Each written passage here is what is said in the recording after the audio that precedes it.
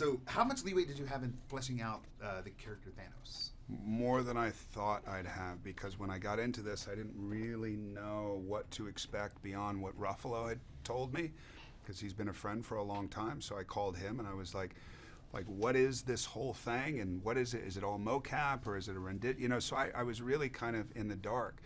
And what it reminded me of was just kind of like a, New York City, Lower East Side black box theater. And it was full, so left to your own imagination. And then the Russos coming in and having like Godfather references, or, Goodfella references and all that. It was great. I just got it. It just got really comfortable for me. And so we were able to riff a little bit. We were able to, I think it developed differently than what we all had imagined in the beginning, them much more than me. And what we came up with was, I think all of our input. And as an actor, such an amazing character, what did you want to bring to the character? I have nothing I ever want to bring. I just want to do justice to the story and to the character. And I know that there's a lot of anticipation around this character, and there's a lot of, is he going to get it right? I don't really feel any of that stuff. Once I get into it, I know things kind of, they become the trajectory of figuring out a character. It kind of has its own life. So I just try and follow that, to whatever's happening day after day. The natural path, right? The natural path. My intentions, I want to make sure he's this, or I want to make sure. I never had that. No. Over the years, we've seen snippets of Thanos. Like, you get a little tease. All of a sudden, now it's going to be wide open Thanos. What do you think, audience? 36 minutes of Thanos. Yeah. What do you think audience is going to get? I don't know, man. I know they're going to get a ride. Having not seen it before, having seen snippets beyond what everybody else has seen, I think it's pretty spectacular what I've seen. I think that's what Ruffalo had told me. He said, you're going to be uncomfortable, embarrassed. It's unorthodox. It's like there's no familiarity with what you're going to do, other than maybe being in a black box theater. And he said, and then you'll see it, and it will be mind-blowing. So what I've seen so far, which isn't even complete, is mind-blowing. That's the Marvel experience, right? That's the Marvel experience.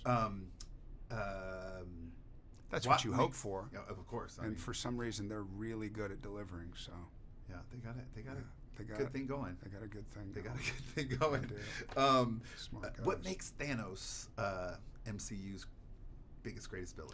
Well, I mean, that's going to be up for interpretation. What I like about Thanos is he's this guy who is presented in one way, and then the reality of him, I think, is a lot deeper than what people are expecting. And so we'll see. We'll see if he's just the villain. We'll see if he's likable and from some perspectives. We'll see if people understand his intention from other perspectives and all that. I think it's all up for interpretation, which I think makes it pretty exciting. You've already mentioned your directors, the references that they brought. Tell us about the Russos. Oh, man, the Russos were great. For me, having gone, kind of hopping into this and not knowing what to expect, I needed somebody like the Russos, because they come from smaller stories. They come from their extreme talent, obviously. They know structure very well.